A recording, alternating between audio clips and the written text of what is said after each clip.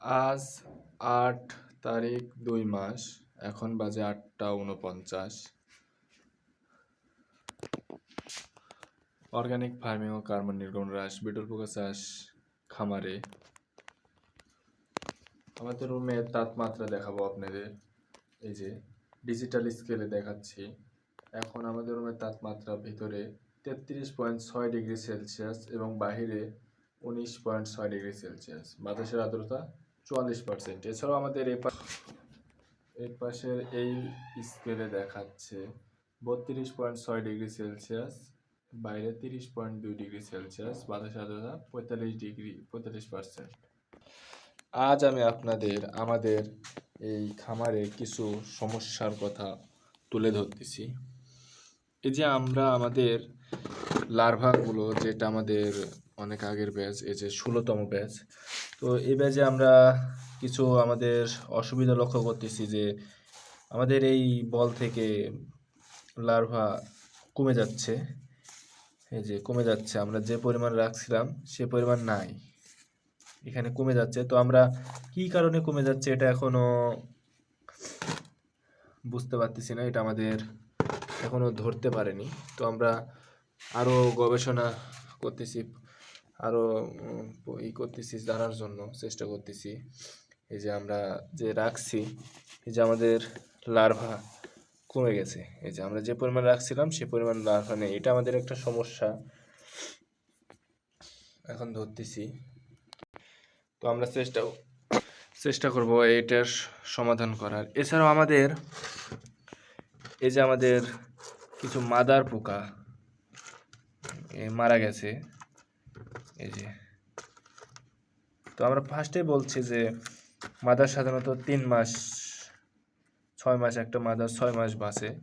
তো আমরা এখন পর্যন্ত সঠিক কারণ জানতে পারিনি যে আসলে মাদারগুলো মারা গেছে কী কারণে। তো আমরা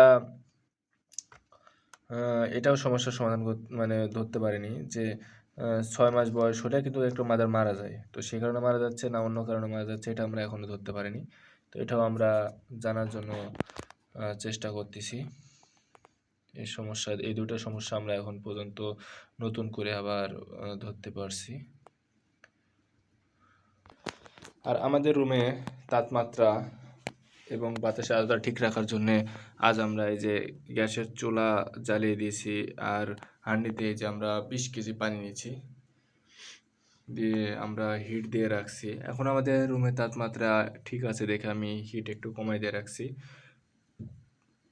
তো যখন রাত একটু গভীর হবে তখন আমরা হিট বাড়িয়ে দেব। আর এই যে আমাদের এখানে 4টি বলে হিউমিডিফায়ার রয়েছে। তো এই বলগুলোতে এই যে আমাদের যে ভুসি পোকামাকড় রয়েছে, এগুলো পানি দেখলে পানিতে এসে পড়ে যে পোকাগুলো মারা গেছে, তো এগুলো আমরা পরিষ্কার করে আবার নতুন পানি দেব। এগুলো সব পরিষ্কার করব, করে নতুন পানি দেব।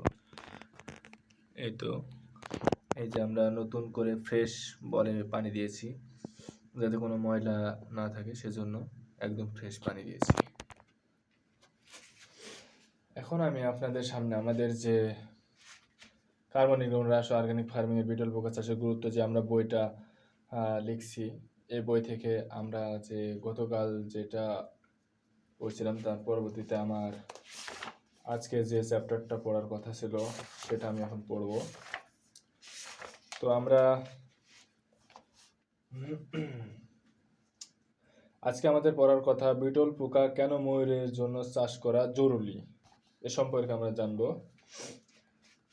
তো বিটল পোকার মধ্যে 30% হতে 60% পর্যন্ত প্রোটিন রয়েছে। এই বিটল পোকাতে প্রোটিনের হার একটু বেশি। প্রাণীজ প্রোটিন ন্যূনতম 20% ময়ূরের জন্য প্রয়োজন হয়ে থাকে। সাধারণত অন্যান্য পশু পাখি এবং প্রাণীর তুলনায় তুলনামূলকভাবে অধিক পরিমাণে প্রোটিনের প্রয়োজন হয়। তো এই প্রোটিনটা আমরা বিটল পোকা থেকে বেশি পাবো। তাই এর ঘাটতি থাকলেও ডিমের উৎপাদন কম হয়, পালক না গজায়, ওজন বৃদ্ধি পায় না, রোগে আক্রান্ত হয়, অনেক জটিলতা সৃষ্টি হয়। তাই প্রাণীজ প্রোটিন সরবরাহ নিশ্চিত করার জন্য ডিমের খোসা সহ সিদ্ধ ডিম, ছোট সরীসৃপ প্রাণী, গিরগিটি, টিকটিকি, সাপ নানাবিধ অ্যানিমেলের ভক্ষণ করে থাকে তো সেজন্য আমাদের এসব সব মানে এগুলো থেকে আমাদের বেশি পরিমাণ প্রোটিনের চাহিদা পূরণ করবে আমরা এই বিটল পোকা থেকে। তো বিটল পোকা মোটামুটি দুই প্রজাতির দেখা যায়, একটি হলো সুপার মিলওয়ার্ম এবং অপরটি হলো মেলওয়ার্ম। সুপার মিলওয়ার্ম তুলনামূলকভাবে আকৃতিগত বড় এবং ময়ূরের জাতীয় পাখির জন্য বিশেষ উপযোগী, যেটা আমরা আর কি এই যে বিটল পোকা বলতেছি, এই যে এটা এই কালো কালো এগুলো, এই যে এগুলো মিলওয়ার্ম। আর মিলওয়ার্ম ছোট পাখি যেমন টিয়া, বাজরিরা,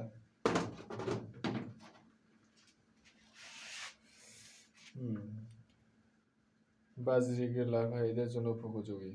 2025 সালের তথ্য অনুযায়ী বিটল পোকা পাউডার 3000 টাকা কেজি পর্যন্ত বিক্রি হয়ে থাকে। আমরা যে বিটল পোকা থেকে লার্ভা পাবো, এই লার্ভা যদি আমরা পাউডার করি, এই পাউডারের দাম 2025 সালে 3000 টাকা কেজি পর্যন্ত বিক্রি হয়েছিল। অনেকে মাছের খাদ্য হিসেবে ব্যবহার করে থাকে, তাই এর পাউডারটা আমরা যে ফিড ব্যবহার করি কোম্পানি থেকে, যে আমরা ফিড কিনি, কেনার পর সেটা হয়, আসলে সে ফিডে কিন্তু আমাদের এই বিটল পোকার পাউডার মেশানো হয়। তো সেটা এখানে বলা হয়েছে আর কি। লেখক গত 2024 সালে সেপ্টেম্বর মাস থেকে বিটল পোকা চাষ করে আসছে। লেখকের মতে বিটল পোকা চাষের গুরুত্ব দিয়ে কিছু জটিলতা থাকে, পর্যাপ্ত জ্ঞান থাকলে এ থেকে ময়ূরের খাবার প্রোটিন জাতীয় ও অন্যান্য খামারিগণের নিকট বিটল পোকা মাদার লার্ভা পিউপা বিক্রি করে বাণিজ্যিকভাবে অনেক লাভবান হওয়া সম্ভব। এটা কিন্তু আমরা অল্প জায়গায় অল্প পরিশ্রমে মানে বাণিজ্যিকভাবে যে ব্যবহার করি তাহলে আমরা লাভবান হতে পারবো, কারণ আমাদের এটাতে খরচ কম হবে, অল্প জায়গা লাগবে, কোনো ঝামেলা নেই। সেজন্য এটা আমাদের জন্য একটা প্লাস পয়েন্ট, টাকা পয়সা আয় রোজগার করার জন্য। ময়ূর পালন করতে গেলেও পোকা চাষ বিশেষ গুরুত্ব বহন করে। এই বিস্তারিত তথ্য যেমন জাতের প্রকার, ভেদ, চাষাবাদের পদ্ধতি, খাবার ব্যবস্থা, চ্যালেঞ্জ সম্পর্কে তথ্য জানা জরুরি, আরো ইত্যাদি সম্পর্কে জানতে হয়। এখন আমরা জানবো যে বিটল পোকার প্রয়োজনীয়তা কি।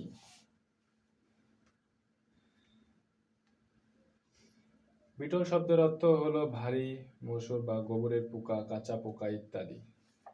খাদ্যের দাম বৃদ্ধি হওয়ার ফলে বিভিন্ন পোল্ট্রি ফার্মের খামারি বন্ধ করে দেওয়ার চিন্তা করেছিল, আবার কেউ কেউ পোল্ট্রি ফার্ম বন্ধ করেও দিয়েছে। এমন অবস্থায় উৎপাদন ব্যয় রেখে ফার্মের ময়ূর ও হাঁস মুরগির খাদ্য উপাদানে বিটল পোকা চাষ শুরু করেছেন। অনেক উদ্যোক্তা যদিও বিষয়টি পরীক্ষামূলক করেছেন, তবে ভবিষ্যতে খামারিদের স্বার্থে বিটল পোকা চাষ ছড়িয়ে দেওয়ার ইচ্ছাও রয়েছে তাদের। তো বিটল পোকা তার গুটি ময়ূর, হাঁস মুরগি খাদ্য অর্থাৎ পোল্ট্রি ফিডের 70% প্রোটিন যোগায়। এই বিটল পোকা, আমরা এই বিটল পোকা থেকে প্রায় 70% প্রোটিন পাবো, যা আমাদের ময়ূর অথবা হাঁস মুরগির অনেক প্রোটিনের চাহিদা আমরা 70% পূরণ করতে পারবো আর কি বিটল পোকা দিয়ে। 1 কেজি বিটল পোকা পাউডারে 3000 টাকা দরে যা দিয়ে তৈরি হয় 100 কেজি খাবার। আর এসবের বেশিরভাগই আমাদের দেশের চীন, জাপান, থাইল্যান্ড বিভিন্ন দেশে এসব তৈরি হচ্ছে, এই বিটল পোকার পাউডার দিয়ে খাবার তৈরি হচ্ছে। পোল্ট্রি ফিডে বিটল পোকার ব্যবহার। পোল্ট্রি ফিড ভুট্টা, সয়াবিন, নারকেল ও তৈলের খোল সহ বিভিন্ন উপাদান দিয়ে তৈরি করা হয়, তবে খাবারের প্রধান উপাদান বিটল পোকার পাউডার ও লার্ভা। পোল্ট্রি ফিড সহ অন্যান্য ফিডের সাথে বিটল পোকার পাউডার মিশ্রিত হয়ে আসছে। বিটল পোকা খাদ্যে তেমন খরচ নেই, আবার যেহেতু গাছ সব খাদ্য প্রোটিন যোগায় দেয়, তাই বিশেষ চাহিদাও রয়েছে। উন্নত দেশের অভাবে বিটল পোকা শুকিয়ে বাসা বাড়ির লালন পালন করা ময়ূর পাখিদের মাঝে প্যাকেটজাত করে বিভিন্ন শপে পাওয়া যায়। শুকনো এগুলোতে 50%-এর বেশি খনিজ থাকে। আমরা বিটল পোকা থেকে একমাত্র মানে যা চাহিদা তার থেকে আমরা বেশি প্রোটিনের চাহিদা পূরণ করতে পারবো। পরবর্তীতে আমরা ময়ূর প্রাণীজ প্রোটিনের বিটল পোকা চাষের অনুমোদন প্রয়োজন নির্দেশনা প্রসঙ্গে আলোচনা করব। এই পর্যন্ত আজ আমাদের ক্লাস।